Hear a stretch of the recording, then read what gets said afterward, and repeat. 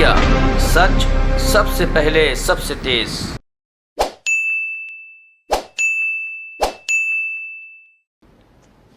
नमस्कार दोस्तों, हम लोग पिछले कई दिनों से दिल्ली नगर निगम किस तरीके से दिल्ली वालों की हर संपत्ति के ऊपर नज़र गड़ाए बैठा है और किस तरीके से दिल्ली नगर निगम, जब से उनको ये लग रहा है कि भाजपा का सुपड़ा साफ होने जा रहा है दिल्ली नगर निगम से, हर चीज़ को बेचकर लूटकर भागने की हर स्कीम के ऊपर दिल्ली नगर निगम काम कर रहा है, दिल्ली भाजपा काम कर रही है। हमने आपको बताया कि कैसे प्राइम लोकेशंस की ज़मीन 1/3 1/4 दामों में अपने लोगों को बेच रहे हैं।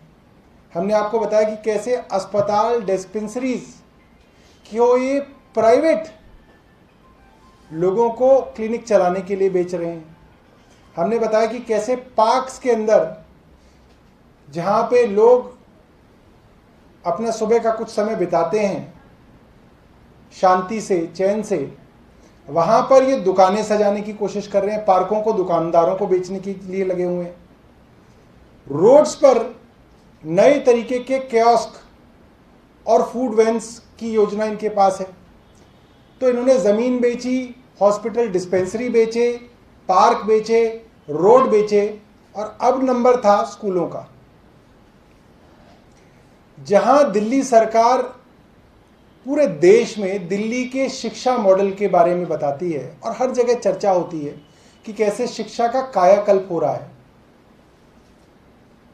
वहीं एक बात हर स्कूल का प्रिंसिपल, हर स्कूल की टीचर आपको कहेगी, अगर आप उनसे बात करेंगे, कि नर्सरी से लेकर 5वीं तक जो प्राइमरी एजुकेशन होती है, जो प्राथमिक शिक्षा होती है, उसकी जिम्मेदारी दिल्ली नगर निगम के पास है। और दिल्ली नगर निगम से स्कूलों में 5वीं के बाद 6ठी में जो बच्चा आता है वो दिल्ली सरकार के स्कूलों के अंदर आता है, ऑटोमेटिकली उसको जो है लिंक किया हुआ है। और ये बात कोई भी आपको बता देगा कि 5वीं में जो बच्चा 6ठी में आता है उसका लेवल इतना बुरा होता है कि वो अपने पाठ्यक्रम की किताब की रीडिंग भी नहीं कर सकता।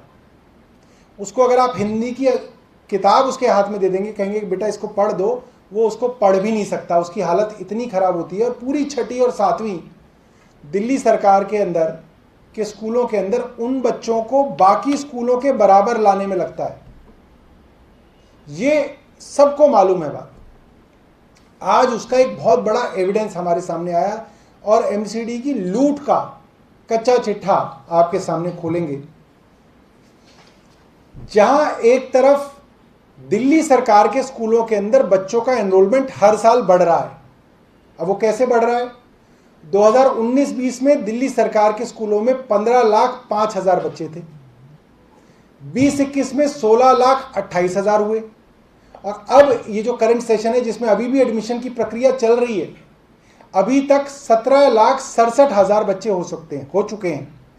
15.05 से 16.28 लाख, 16.28 लाख से 17.67 लाख का एनरोलमेंट इस वक्त है दिल्ली सरकार के स्कूलों का। इस साल की अगर मैं बात करूं तो इस साल दिल्ली सरकार के स्कूलों में एडमिशन्स के लिए 2,36,522 एप्लीकेशंस आई हैं, 2,36,522 एप्लीकेशंस। और इसमें से अभी तक 1,58,484 बच्चों को एडमिशन दिया गया है। अब दिल्ली नगर निगम की अगर आप कहानी सुनेंगे तो आप हैरान हो जाएंगे। वहां पे शिक्षा की हालत इतनी खराब है, चाहे बिल्डिंग्स की हालत देखें, उनके टॉयलेट्स की हालत देखें, बच्चों को वर्दी देने की बात करें, बच्चों को मुफ्त में बुक्स देने की बात करें, मिड डे मील देने की बात करें, हर चीज़ में चोरी है, जिसकी अलग अलग समय पे मैं और हमारे साथी प्रेस कॉन्फ्रेंस कर चुके हैं। और इसका नतीजा क्या आया है कि पिछले कुछ सालों के अंदर दिल्ली नगर निगम में पढ़ने वाले जो बच्चे थे वो 3 लाख से घटकर 2,30,000 हो गए। यानी कि छोटे बच्चों के अंदर जो एनरोलमेंट बढ़नी चाहिए थी वो 70,000 एनरोलमेंट कम हो गई है।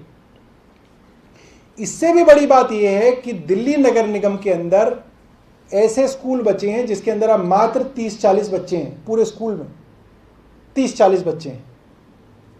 और दिल्ली नगर निगम ने करीब 36 स्कूलों को मर्ज किया है।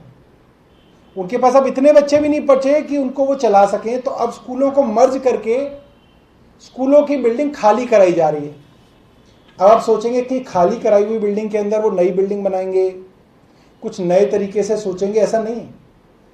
अब इन स्कूलों की बिल्डिंगों को बेचने की तैयारी हो गई है। दिल्ली नगर निगम ने इन 36 में से 14 स्कूलों के लिए टेंडर निकाल दिया है कि अब इन सरकारी स्कूलों की बिल्डिंगों को प्राइवेट कोचिंग सेंटर के हवाले किया जा रहा है। और अब इन दिल्ली नगर निगम के स्कूलों के अंदर प्राइवेट कोचिंग इंस्टीट्यूट चलेंगे और कई सालों की लीज पर देके, इस प्राइम लैंड को कई सालों की लीज पर देके दिल्ली नगर निगम से भाजपा वाले भागने की तैयारी कर रहे हैं। ये कितनी घटिया बात है, कितने दुख की बात है कि जहां दिल्ली सरकार को स्कूल के लिए जमीन देने के लिए केंद्र के पास जमीन नहीं है, एमसीडी के पास इतनी भी जमीन नहीं है कि वो मोहल्ला क्लिनिक के लिए जमीन दें। अभी तक करीब 500 मोहल्ला क्लिनिक बने होंगे और एक भी जमीन एमसीडी ने नहीं दी है, इनके पास जमीन नहीं है। और ये जमीन जो है ये एक प्राइवेट कोचिंग इंस्टीट्यूट वालों को देके भागने की तैयारी कर रहे हैं। और मैं आपको बता दूं कि ये जो है पहले चरण में नरेला, सिटी सदर Paharganj zone, civil line zone और करोलबाग जोन के अंदर 14 स्कूलों को इस तरीके से प्राइवेट कोचिंग सेंटर्स के हवाले किया जा रहा है। और ये लीज जो है मुझे लगता है 10 साल, 20 साल, 50 साल की लीज पे देंगे और उसके बाद कोई नई सरकार भी दिल्ली नगर निगम के अंदर आ जाएगी तो भी इन स्कूलों को इन प्राइवेट कोचिंग सेंटर से वापस नहीं लिया जा सकेगा। वो जो डिस्पेंसरी ये प्राइवेट क्लिनिक्स को दे रहे हैं वो डिस्पेंसरी हमेशा के लिए प्राइवेट हाथों में चली जाएगी और वो वापस नहीं आ पाएगी। करोड़ों की ज़मीन को ये लुटा रहे हैं, वो लूटी हुई ज़मीन भी कभी वापस नहीं आएगी। तो हम जानना चाहेंगे आदेश गुप्ता से कि वो बताएं कि इसका क्या कारण है कि शिक्षा के अंदर इतनी बदहाली है। और एक एग्जाम्पल मैं आपको दे दूंगा कि बाकायदा सोची समझी चाल है। क्यों है आप इसको समझिएगा।